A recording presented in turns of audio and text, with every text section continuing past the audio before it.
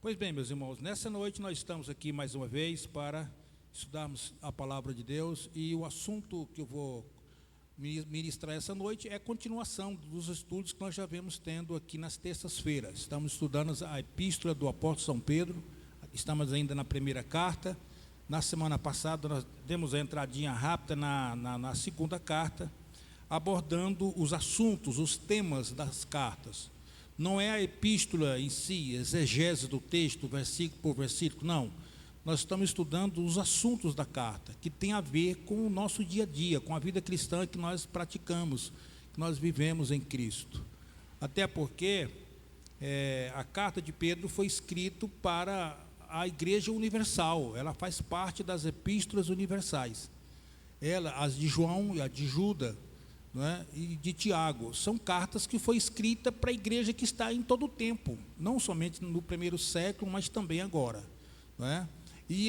olha, estudando essas epístolas, eu vi a necessidade da gente estudar estes assuntos que os apóstolos abordaram àquela igreja do primeiro século, que tem a ver conosco, e agora e em todos os tempos, E nós já vimos lá no primeiro capítulo, nós estudamos sobre a necessidade de andar em santidade, são os fatores, que implicam a vida cristã daqueles que foram regenerados, salvos, estão vivendo a viva esperança de um dia morar com Cristo. Estudamos já a santidade, estudamos o andar em temor, que é outro estilo de vida que o crente deve praticar, temor a Deus, e temor aqui não é medo, temor aqui é reverência, reconhecer o Deus que nós servimos. O outro assunto da epístola foi alegria em meio às provações, em meio às lutas, às tribulações. Pedro chega a dizer que nós devemos regozijar, com grande alegria em meio às tribulações, porque ele dá o nosso mestre como exemplo, E no penúltimo estudo estudamos sobre a prática do amor fraternal, a necessidade de amarmos uns aos outros, independentemente de quem seja. O amor fraternal, é o amor recíproco, uns amando os outros. Esse é o estilo de vida da igreja. E na semana passada nós demos uma pincelada boa, uma adiantada bem boa, no quinto estilo de vida, no quinto fator, do estilo de vida que a igreja deve praticar, que é o crescimento espiritual. O texto que nós utilizamos naquela ocasião foi 1 Pedro capítulo 1, verso 2 e 3, especialmente o verso 2, quando Pedro disse para nós despojarmos, no versículo 1, e no verso 2 ele diz para desejar ardentemente, como criança recém-nascida, o genuíno leite espiritual, para que por ele vos seja dado crescimento para a salvação. Então, não basta despojar, tirar o que não convém, mas tem que acrescentar o quê? Uma boa dieta. Que dieta é esta? O genuíno leite espiritual. É claro que Pedro está aqui fazendo uma metáfora, comparando a importância que tem o leite materno para uma criança recém-nascida com a palavra de Deus para nós, que é alimento espiritual. Jesus chegou a dizer na sua guerra contra Satanás, na sua batalha, que nem só de pão viverá o homem, mas de toda a palavra que sai da boca de Deus. Então, assim sendo, Pedro pega a palavra de Deus e compara a um leite genuíno, e saudável para a boa dieta de uma vida sadia, que cresce para cumprir os seus propósitos. A criança cresce para deixar de ser criança, tornar-se adolescente, tornar-se um adulto, construir sua família e viver a sua vida. Começa lá no leite espiritual, no leite materno.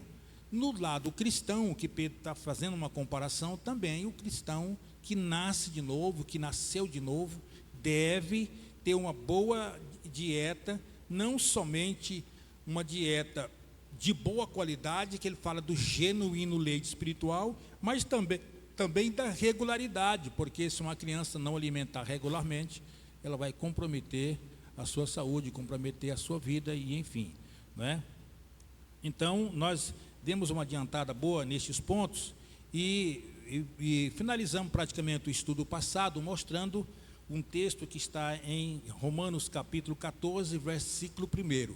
Pena que você que está aí, ou apenas ouvindo, não vai poder ver o texto na tela. Quem está aqui na igreja está vendo o texto na tela. Romanos Romanos capítulo 14, versículo 1. Romanos 14, versículo 1. O apóstolo, nessa versão, ele diz o seguinte: acolhia o que é débil na fé.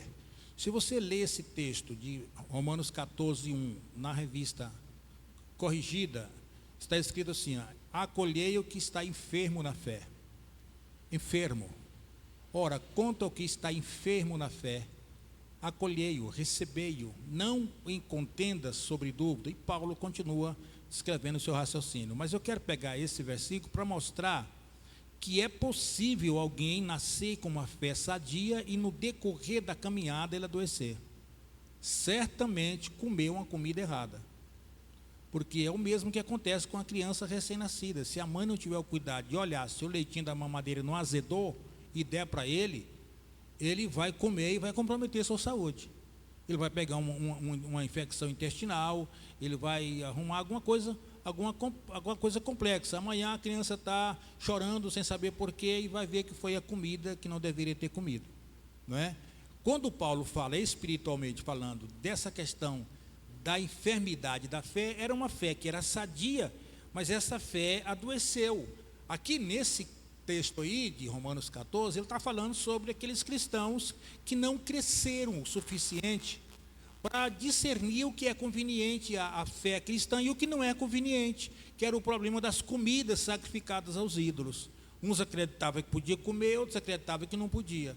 Os que acreditavam que podia e o que não podia, um rejeitava o outro e estava trazendo uma confusão tremenda. E o apóstolo São Paulo disse: não, vocês devem receber, acolhe, deixe ele, não é? A fezinha dele é fraca, ele adoeceu na fé, não é? A Bíblia usa esse termo, adoecer na fé. Isso é muito aplicável hoje, porque isso nos mostra que a vida cristã, se ela não tiver um cuidado permanente, a gente corre o risco de, ao longo da caminhada, também contrair alguns vírus, algumas bactérias espirituais, né, que estão circulando no meio do povo de Deus e ninguém está isento. Qualquer hora a gente está aí doente sem saber por quê. Por isso que Pedro diz que há necessidade de crescer espiritualmente. Porque se você é adulto, você sabe o que é conveniente e o que não é. Uma criança não sabe. Se alguém te der uma comida de ontem, por exemplo, vamos fazer uma ilustração aqui. Te dá uma comida de ontem, e você, ao chegar na cozinha, você sente um cheirinho estranho, a primeira coisa que você faz é o quê? Ir lá e cheirar a comida. Se ela está saudável ou se ela está azeda. Ih, azedou, joga fora. A mãe ou qualquer um membro adulto da família tem esse discernimento, a criança não tem. Por isso que Pedro mandou crescer, para discernir o que é certo, o que é errado, o que é bom, o que é ruim, o que é conveniente e o que não é. Não é? Quando o escritor aos Hebreus escreveu no capítulo 5, versículo 11, tratando deste mesmo tema que Pedro está tratando na sua carta, mesmo tema, necessidade de crescer para vencer os obstáculos que estão no caminho da vida cristã. Ele, a mesma coisa. Só que um escreveu numa época, outro escreveu em outra época, um para um público, outro para outro público. Mas o escritor aos Hebreus escreve também para um público que estava disperso, sem ninguém pastoreando, ensinando, instruindo, dando norte, dando rumo, né? Ele escreve para essa gente, só que numa outra época. E o versículo 11, Hebreus 5, verso 11, esse texto ele é muito interessante. Vamos fazer uma pausazinha nele aqui para a gente entender o que ele está dizendo aqui. Ó. Olha o que o escritor diz. A esse respeito, temos muitas coisas que dizer e difíceis de explicar. Ele está escrevendo, né, capítulo 1, 2, 3, 4, 5, fazendo a defesa dele, porque a proposta é fazer a defesa da superioridade de Cristo em relação aos demais. Nesse capítulo 5, ele está defendendo o sacerdócio de Cristo, em relação ao sacerdócio arônico, não é? E aí, quando ele chega nessa bifurcação aqui, ele diz assim: olha, eu tenho muita coisa que vos dizer, mas vocês não podem suportar agora. De que ele queria dizer aqui, irmãos? Do sacerdócio de Melquisedeque em relação ao sacerdócio de Cristo. Paulo disse: eu não posso aprofundar aqui. Agora, olha o que ele diz aí, ó. A respeito de muitas coisas difíceis de entender, porquanto vós tendes tornados tardios em ouvir. Observa isso. Eu queria tanto falar a vocês a respeito do sacerdócio de Melquisedeque, mas vocês não têm estrutura espiritual para ouvir. Imagina o que nós perdemos hoje aqui. Imagina o que poderia estar escrito aqui se aquele povo tivesse maturidade para ouvir. Porque você deve levar em consideração o que o apóstolo diz aí, ó, a parte B do texto: porquanto vos tendes tornado. Ou seja, não eram, mas se tornou. Foi gente que cresceu e deixou de crescer. Porque na vida cristã, irmãos, não tem estacionamento. Ou você vai ou você volta. Não tem. E eu fico, quando eu vejo um texto como esse aqui, porque essa palavra tardios aqui é alguém que se tornou indisposto, negligente, não mostrou interesse, mostrou sim uma certa aversão. Nós não queremos que fale sobre isso. Tipo assim, é mais ou menos assim. Aí o Espírito Santo não é bobo, que estava inspirando o apóstolo São Paulo, botou na mente de Paulo: ó, diga que eles não podem ouvir isso aqui agora não. É melhor não ouvir do que ouvir, não entender e ficar pior. É como se dissesse isso, né? E ficar pior. E vocês fizeram tardios para ouvir. Tardio para ouvir. Então, o apóstolo São Paulo aqui fala de... Eu estou dizendo Paulo, irmãos, é porque a gente habitua, quando cita Hebreus, falar Paulo. Eu mesmo tenho esse vício. Mas ninguém sabe quem escreveu a epístola ou o livro. Há quem fala epístola, há quem fala livro, né? Eu prefiro o livro. Mas se você falar epístola, também não está errado. Tá? O escritor aos Hebreus, a melhor expressão é essa. Quando estava dizendo isso aqui, ele estava falando de um processo de decadência espiritual que aqueles irmãos tinham entrado. Ele estava achando que o sacerdócio arônico, que vem da família de Moisés, era igual ou superior ao sacerdócio de Cristo. E Paulo vai botar Melquisedeque na história para explicar ele direito, e o Espírito Santo diz: não fala. Esse povo se tornou tardio em ouvir, eles não estão interessados nisso. O Espírito Santo está dizendo aqui é isso. Então não fala. Então Paulo diz: olha, é difícil de explicar para meninos espirituais, isso aqui se explica para adulto. É outra frase que está aqui entre linhas. Esse tipo de assunto não se explica para criança espiritual. Irmãos, eu tenho saído em algumas igrejas, eu tenho visitado de vez em quando algumas igrejas, já visitei mais. Hoje eu estou mais acomedido, até rejeitando o convite mesmo, sabe, para não estar saindo muito da igreja. E eu tenho essa experiência. Tem igreja que você ministra nela, a palavra flui, você não tem dificuldade no raciocínio, você termina um raciocínio entre o outro, você termina um entre o outro, a alegria na igreja e tal. Mas tem outras igrejas, irmão, que você tem que mudar o tom, senão não vai. Eu já entendi isso, a igreja que não cresceu, é menina, imatura, aquela comida é pesada para o estômago deles.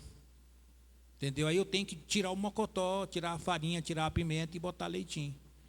Aí quando você bota leite, todo mundo se alegra.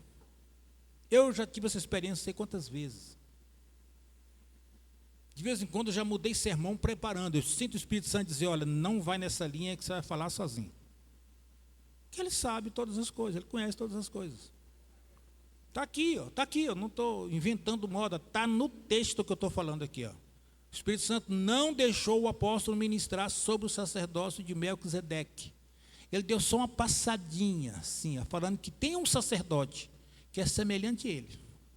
Mas não deu detalhes, não explicou. Você imagina o que esse povo que não quis crescer, não quis amadurecer, nos impediu de tê-los hoje aqui na Bíblia Sagrada, para a gente ler e se maravilhar com essas informações.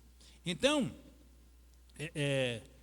eu disse aos irmãos que na vida cristã não há estacionamento.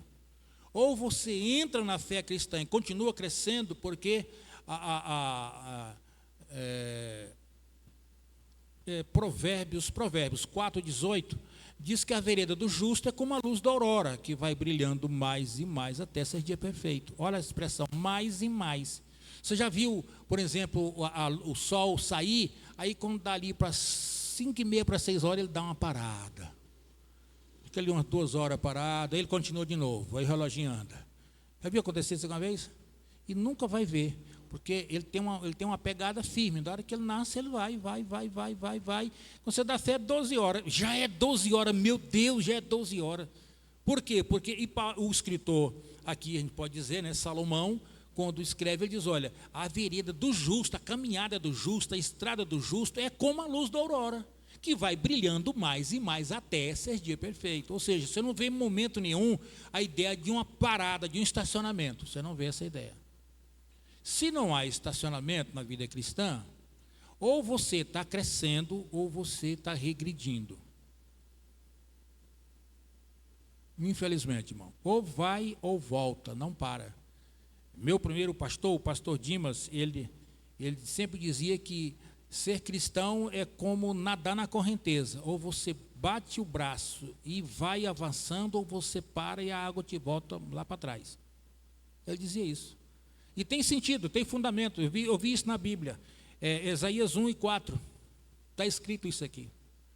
Quando Isaías está pegando a nação de Judá e descendo o cacete, jogando na cara dele, Isaías 1:4. Cadê o texto? Isaías 1:4. Então, tem que ficar esperto aí, Levi. Então, eu adianto aqui, vocês ficam para trás. Esta nação de que o profeta fala aí, é a nação de Judá. A nação de Judá estava levando Deus de qualquer maneira, empurrando Deus com a barriga. Deus levantou o profeta Isaías, e logo no primeiro capítulo, olha o que ele diz aí, ó. Ai desta nação pecaminosa, povo carregado de iniquidade, raça de malignos. Estamos na mesma versão? Estamos. Raça de malignos, filhos corruptores, abandonaram o Senhor, vocês deixaram o Senhor. E o resultado foi o quê? Blasfemaram do santo de Israel e, termina, e pronto, voltaram. Não é que eles ficaram lá esperando um momento de tentar reconciliar com Deus e recomeçar a vida cristã. Eles voltaram para trás, ficaram pior do que o que eram. Ficaram piores do que o que eram. Eu comparo isso hoje é fácil de ilustrar isso. Pega esse tipo de futebol, se tem um jogador que está comendo o fio da bola. De repente ele trava o joelho, porque ninguém é de ferro, e aí ele vai para o DM.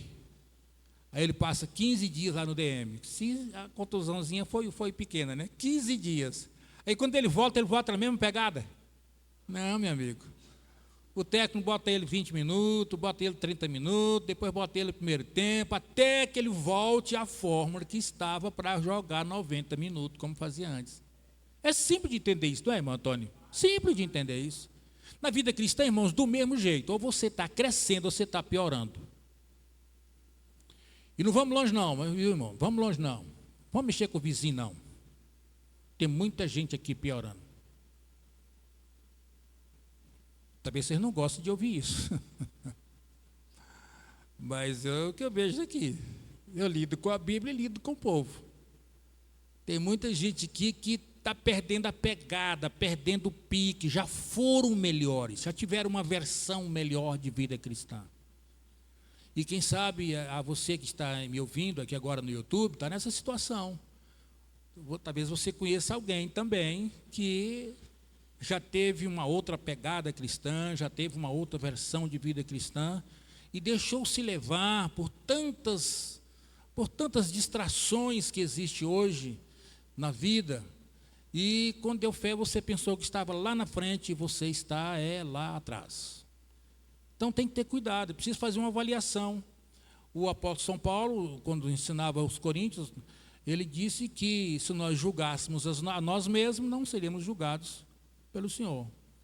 Então cada cristão tem o dever de fazer um juízo de si próprio. Como é que está a minha vida cristã? Eu estou melhorando ou estou piorando? Eu não preciso botar o meio termo não, irmão. Ou eu estou parado, não está não. Você está indo ou está vindo. Olha o texto de Isaías lá, ó. Isaías 1, verso 4. Blasfemaram do santo de Israel e voltaram para trás. Voltaram, já tiveram muito mais comunhão com o Senhor e hoje já não é mais do mesmo jeito. Então, o que o profeta estava denunciando aqui era um povo que estava servindo a Deus, mas com uma religião vazia. Vazia. os cultos que eles faziam a Deus não agradavam mais a Deus. Aí foi obrigado a levar um puxão de orelha, né? Um puxão de orelha. Agora, o versículo 12 quando nós estamos analisando, de Hebreus 5, 12, nós vamos encontrar a razão pela qual eles se tornaram indispostos para ouvir a palavra que deveria ter ouvido. Porque quando ele critica eles, né, vocês se fizeram tardios para ouvir, ele diz assim, ó, pois com efeito, quando devia ser mestre atentando ao tempo decorrido, quando deveria ser mestre, dado ao tempo que vocês servem a Deus, nessa caminhada, da hora que vocês começarem, e aonde vocês já estão, nesse tempo aqui, já era para ser mestre. Não era para estar lá atrás, não. Era para ser mestre. É o que ele diz aqui, ó. Devido ao tempo decorrido. É como se a minha pegada fosse daqui lá. E aí o reloginho dispara e eu vou andando aqui, eu vou andando. E o tempo passa. Aí chega uma hora que eu fico aqui, por aqui, aí como eu não tenho estacionamento, eu volto, porque eu desisti de avançar, aí o tempo passou.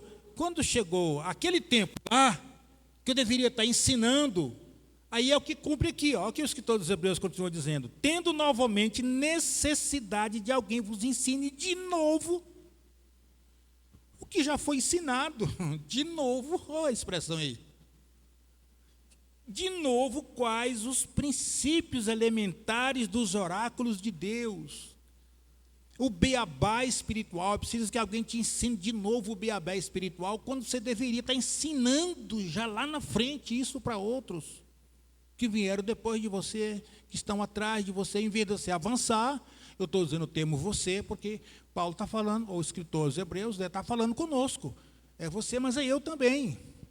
Entra nesse caminho para você não fica do mesmo tamanho.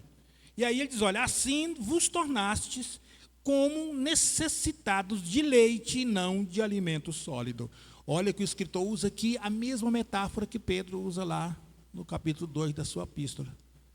A mesma metáfora. Ele pega a criança que precisa de leite e não de alimento sólido. Quer dizer, o tempo passou, já era para estar lá na frente, comendo naturalmente, sentado na mesa, escolhendo o que vai comer, o que não vai, já com o apetite definido, o que gosta, o que não gosta, e comendo bem aquilo que gosta. Não, está aqui ainda com a boquinha aberta, esperando a mamadeirinha da mamãe chegar. Imagina um negócio desse. É isso que os escritores estão dizendo aqui. Então, o maior risco, irmão, que nós corremos na vida cristã, na caminhada cristã, é ouvir a verdade e a verdade não tocar a gente, não mexer com a gente. Deixa eu fazer uma pergunta para você aqui. Essa pergunta eu chamo de pergunta retórica. E o que é uma pergunta retórica? É aquela pergunta que você responde, mas você não tem muito interesse na resposta. A resposta fica com quem recebeu a pergunta. Tá? Em alguns momentos a gente já sabe a resposta, outros a gente não sabe. No meu caso aqui eu não sei. Mas alguma vez, de vez em quando, sempre, nunca, você ouviu a palavra de Deus aqui, seja por mim ministrado, por qualquer outro que ministra aqui, seja na escola bíblica dominical, com os professores que ministram, teve alguma vez que você saiu daqui assim, inquieto com você mesmo? Você, meu Deus, tanto tempo, já tem tantos anos de fé, e meu Deus, ainda estou nesse nível ainda.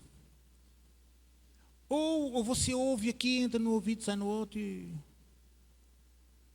É uma pergunta apenas, não estou fazendo nenhum juízo, Deus me guarde disso.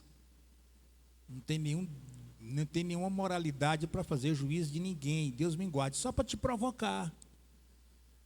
Alguma vez você saiu, eu não sei quantas vezes já saí daqui, pensando, meu Deus, eu preciso melhorar. Domingo mesmo foi um dia desses. Aquela palavra daquele menino aqui me pegou. Estou falando diante de Deus. Me pegou. Foi sábado, né? Obrigado, irmão. Sábado. Me pegou. E eu pergunto, algum dia já pegou você também assim, algum dia? Porque o pastor Luiz Hermínio, o apóstolo Luiz Hermínio, dou aqui o crédito, né, foi ele que disse essa frase. Ele disse que a mensagem boa, quando ela é boa, não é aquela que você sai elogiando quem pregou. É quando você sai decepcionado com você mesmo. Essa mensagem foi boa. Se você sai impressionado com quem pregou, meu amigo, perdeu o seu tempo. A palavra boa é aquela que nos pega e faz a gente dizer, gente, mas que tipo de crente sou eu? Até hoje ainda estou nesse nível, meu Deus, eu não melhorei. Eu vou aqui confessar para você onde foi que a palavra me pegou. Eu vou confessar para você. Ele falou da questão de quase nessa linha que eu estou falando aqui, né, de você estar caído e levantar, não é? Ele usou muitos termos, levantar e tal. E na sua fala eu entendi que eu estou precisando de levantar numa área, voltar a memorizar versículos bíblicos. Está com tempo que eu não faço isso. E eu estou confiando nos que estão memorizados e não estou acrescentando outros. Aqui tem 31.173 versículos, irmão. Eu acho que eu não tenho uns 100 memorizados. Olha o tanto que dá falta. Memorizar. E eu saí daqui pensando nisso, fui mastigando isso, de noite dormi pensando nisso, recitei logo um bocado dos que estavam na mente, me propus memorizar novos versículos. Aquele jovem que pregou aqui, aquele jovem rapaz, senhor, já é casado, ele não perdeu o tempo dele de vir aqui. Não perdeu. Como eu e muitos outros já perderam os tempos de pregar, porque acaba de pregar e como se passasse um rolo, jogasse todo ali. Essa turma de hebreus aqui, o escritor está puxando a orelha deles, porque eles tornaram tardios para ouvir, ou seja, tanto faz pregar como não. Então, por que vou pregar para eles? Tornaram negligentes, fizeram-se negligentes com a palavra. Então, a gente precisa pensar sobre isso. Agora, como se dá esse crescimento? Como é que Deus quer que a gente cresça espiritualmente? A gente está sempre falando da necessidade, porque tal, e as consequências e tal, mas vamos chegar agora no ponto de tentar responder em que áreas que Deus quer que nós cresçamos. Não é? Senão não vai adiantar, a gente só ouvir, né? Então, quando a pergunta é bíblica, quem responde é a Bíblia, não é? É a Bíblia. Então, vamos para Efésios 4:15. 4:15 foi o último texto da leitura de hoje, Efésios 4:15. Eu li outro texto para não ficar repetindo a mesma leitura, né? Olha o que está dito lá. Mas, seguindo a verdade em amor, crescemos em tudo naquele que é a cabeça, Cristo. Cresçamos em tudo.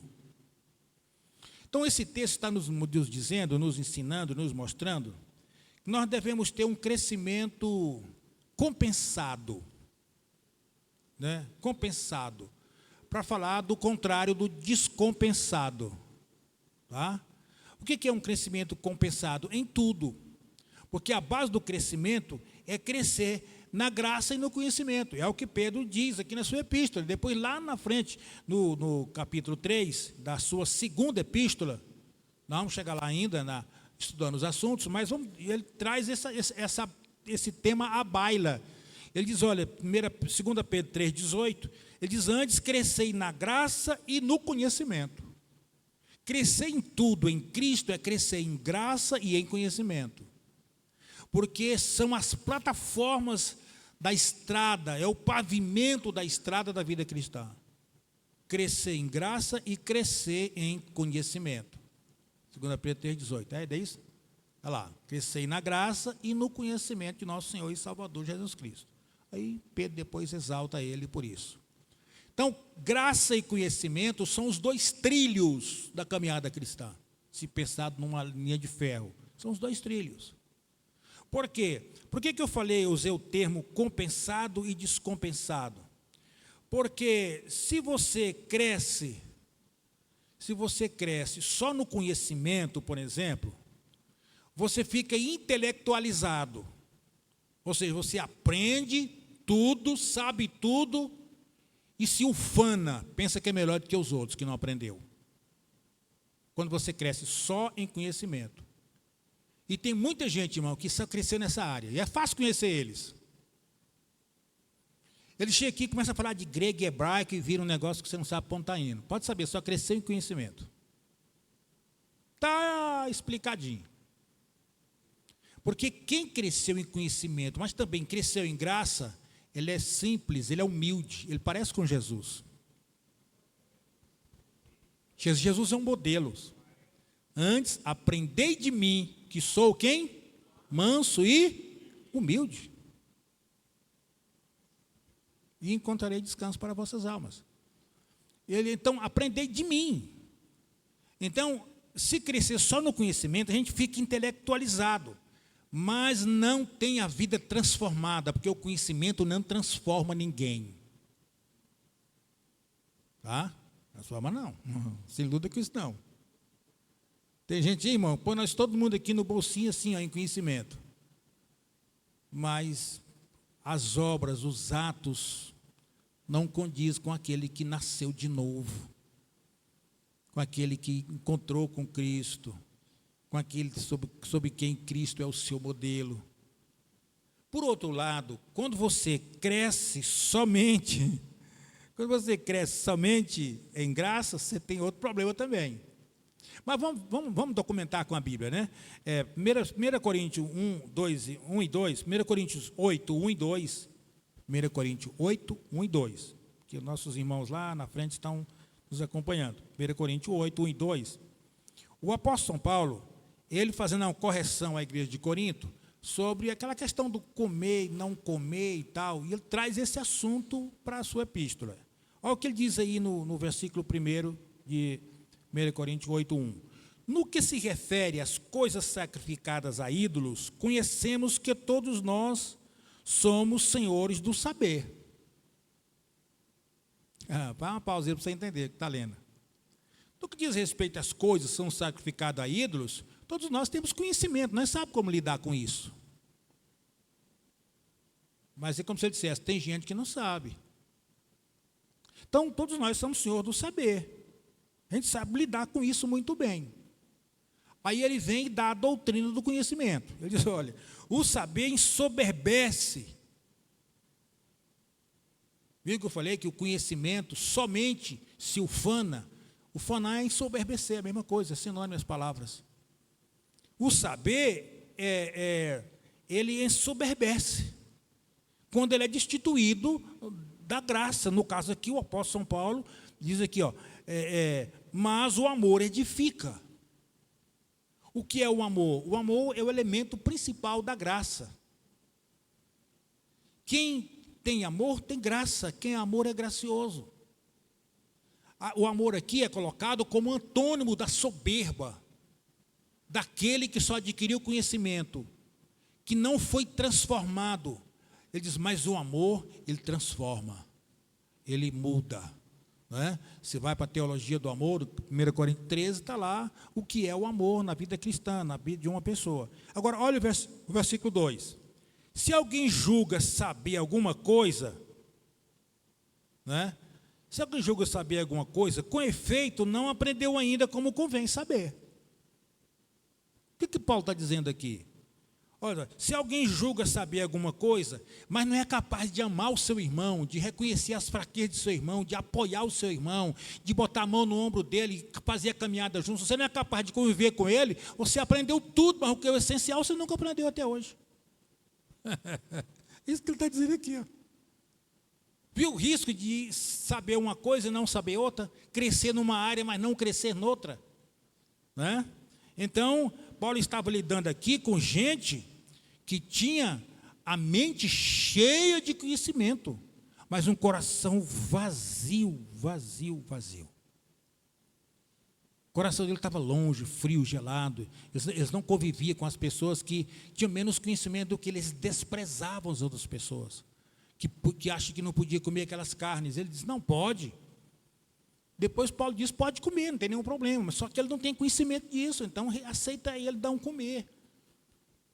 Porque Paulo, na sequência aqui, ele chega a dizer assim, olha, o que não come, para o Senhor não come, e o que come, para o Senhor come. Se você acha que pode comer porque você tem conhecimento, beleza, o Senhor aprovou isso, tudo que é recebido do coração não tem nenhum problema. Diz, mas tem gente que acha que não pode. E ele faz isso pelo Senhor, então respeita a opinião dele. Que coisa linda, né, irmãos? Aí Paulo conclui, porque se você comer na presença dele, e ele julgando que você não deveria comer, você fere a consciência dele, e ferindo a consciência dele, pecais contra Cristo. É isso que o apóstolo São Paulo ensina. Um exemplo clássico na Bíblia de mente vazia, de coração vazio, mas cheia de conhecimento, de saber, eram os fariseus. Lembra os fariseus? Os fariseus conheciam a lei como ninguém, irmãos, mas eram capazes de matar em nome da lei. Imagina um negócio desse. Onde estava o amor dele pelo próximo? Quebrou a lei. Essa mulher aqui foi pega em adultério. Da lei de Moisés, ainda citou a lei para Jesus ainda. Pensa na arbitrariedade deles. Na lei de Moisés, manda matar. E você o que diz? Vai quebrar a lei? É como se botasse a mão no bolso assim, vai quebrar a lei? Aí o Senhor entra com a expressão maior da lei, que é o amor ao próximo. Absorve aquela mulher sem quebrar a lei. O texto está lá em João capítulo 8, depois se vocês quiserem conferir, está lá. Então enquanto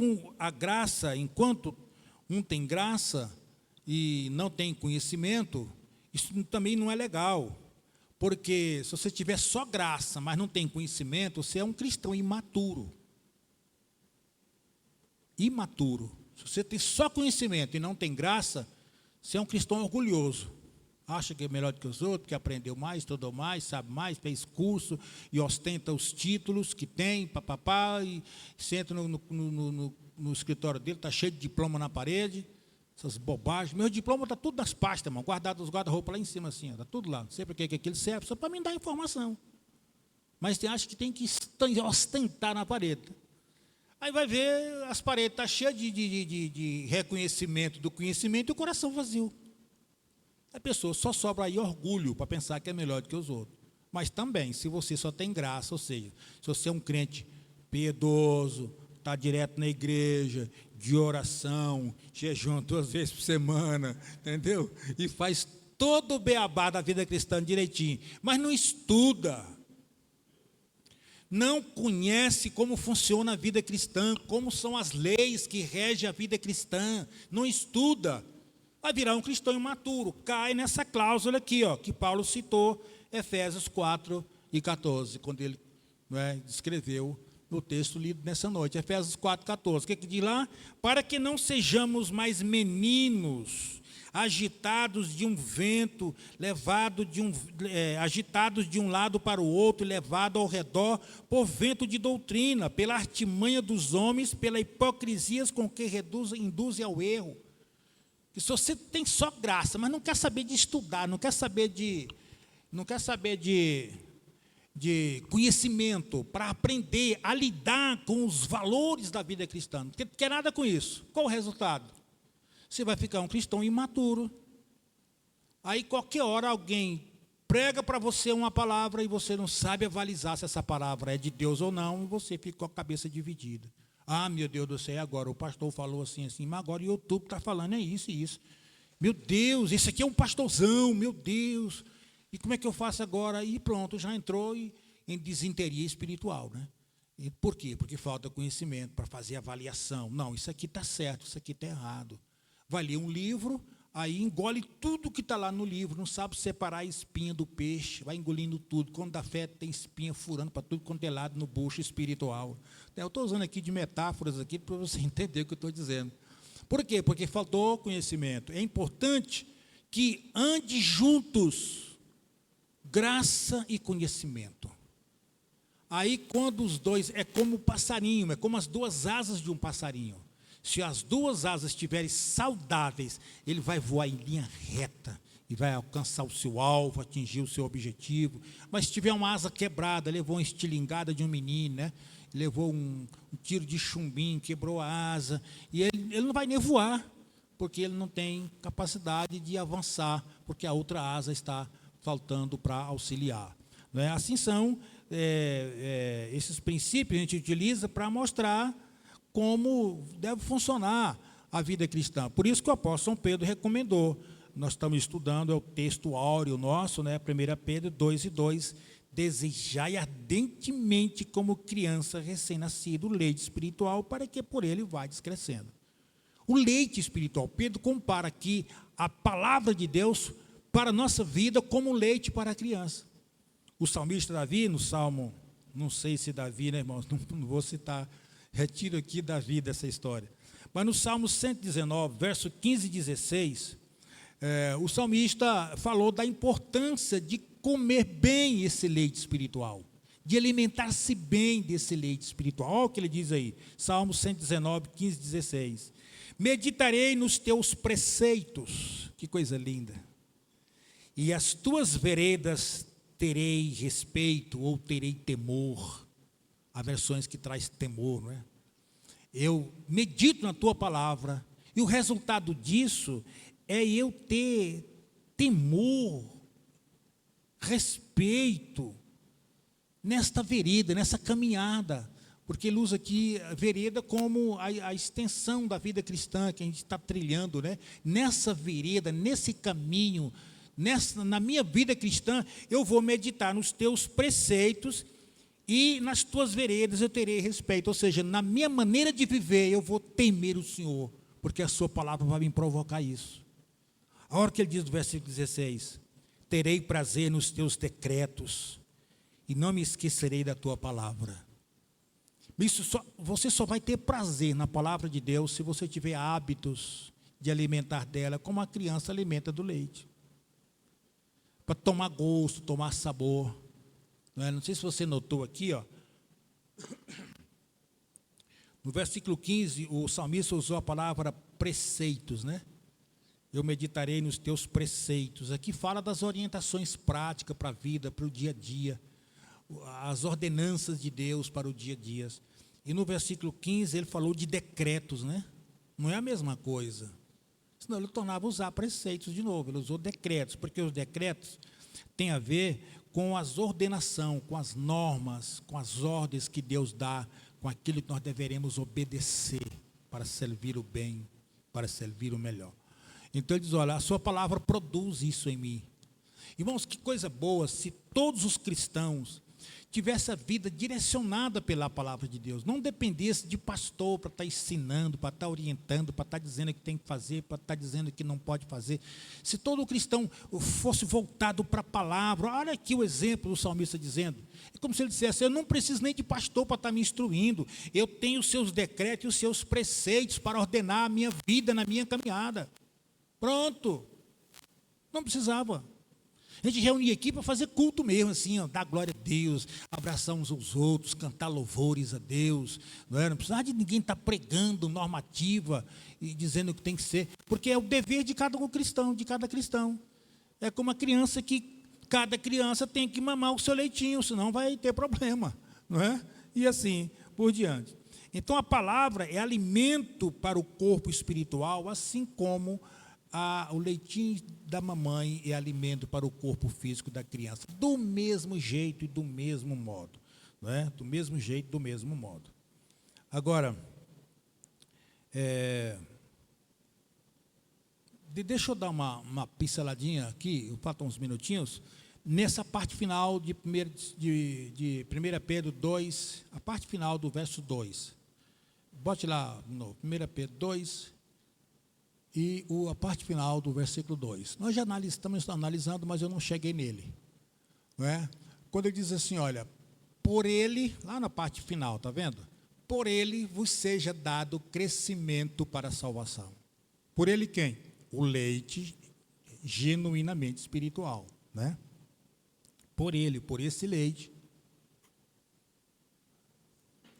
E devemos sempre trazer a memória que ele não está falando aqui de leite da mamãe, ele está pegando como exemplo. O que ele está falando mesmo é da palavra de Deus para nossas vidas. O alimento da palavra para nós. O alimento da palavra de Deus vai ser vos dado para crescimento para a salvação. Como é que eu cresço para a salvação? Não é um negócio assim?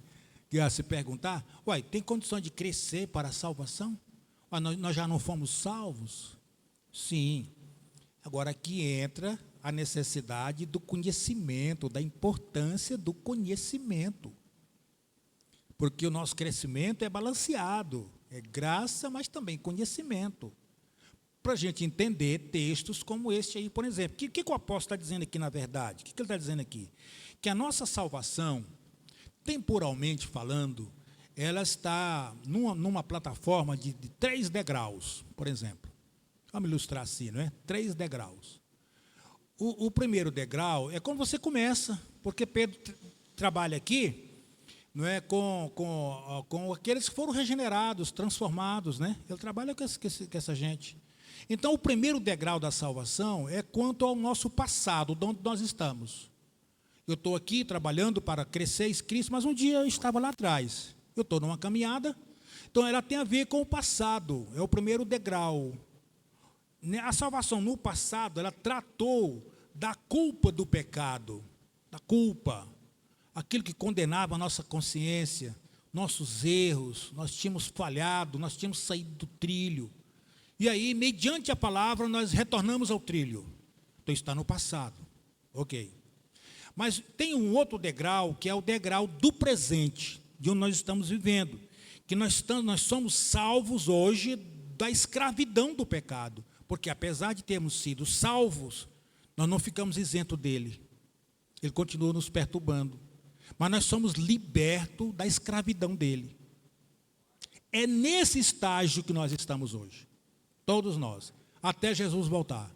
Enquanto ele não voltar, a gente não sai desse segundo degrau. Estamos nele, por isso crescendo, lançando mão dos recursos para vencer o pecado. Cada dia, olha lá, seja-vos dado crescimento para a salvação, ou seja, o crescimento que vai garantir a sua salvação, porque senão você pode perder ela. E tem gente pregando que ninguém perde a salvação. Não entra nessa, não. Jesus disse que perde. Paulo disse que perde. E muita gente diz que perde. Muita gente boa na Bíblia, né, irmão? Claro que eu estou dizendo aqui. Muitos escritores bíblicos. Mas tem gente pregando que, não, você foi salvo, você é eleito de Deus, é predestinado, você é eleito. E Deus te elegeu, agora você faz o que você quiser. Ó, não é isso que a Bíblia ensina. Ela diz que nós temos que crescer tomando esse leite saudável espiritualmente, porque ele vai nos dar crescimento para a salvação. Para a salvação. Crescimento para a salvação. Não vamos crescer. Agora, esse crescimento está se dando aqui hoje, irmão. Aqui e agora. Tá? Por quê? Porque nós não chegamos ainda no estágio final, que é quando nós somos salvos da presença permanentemente do pecado. É no futuro. Nós um dia fomos livres da culpa, hoje somos livres da escravidão, mas um dia seremos livres da presença dele. Nunca mais vamos conviver com ele, nunca mais ele vai nos perturbar. Essa é a nossa esperança, quando nós recebemos um corpo glorioso, igual o corpo de nosso Senhor. Mas para chegar lá, tem que ir tomando leite todo dia, do jeito que a criança bebe. Seja desejoso pela palavra de Deus, como a criança. Eu vou fazer aqui uma afirmação. Não, eu faço depois que o Levi desligar lá a gravação, eu faço. Eu vou fazer aqui não, porque não tem nada a ver com mais ninguém, né? Só conosco. Não é? Então, nós estamos, irmão, nessa fase do meio, na fase do crescimento. Por isso que aqui não pode parar. Porque se você parar, você volta lá para o primeiro estágio. Lá para o primeiro estágio.